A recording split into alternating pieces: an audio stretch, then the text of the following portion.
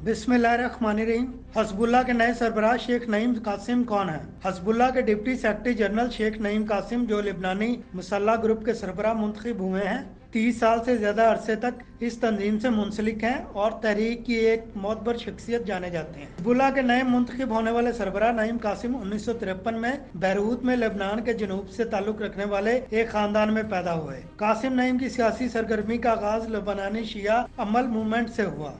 उन्होंने 1989 में ईरान के इस्लामी इनकलाब के तनाजुर में इस ग्रुप को छोड़ दिया, जिसने बहुत से नौजवान लेबनानी शिया कारकुनों की सियासी सोच को तश्कील दिया। नईम कासिम ने इन मीटिंगों में हिस्सा लिया जो 1982 में लेबनान पर इसराइली हमले के जवाब में ईरान के पासदाराना इनकलाब की हिमायत से कायम होने वाली हिजबुल्लाह की तश्कील का बायस बने।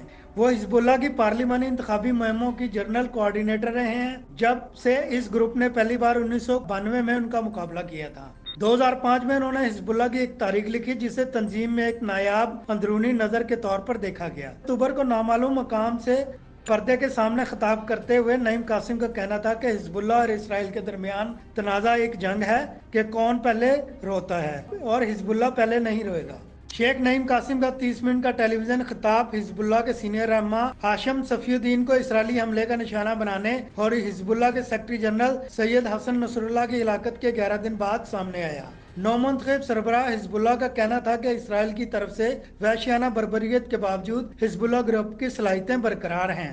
वाज़ेह है कि सफीउल्लाह को कत्ल की तस्दीक हिजबुल्लाह ने 23 अक्टूबर को की थी।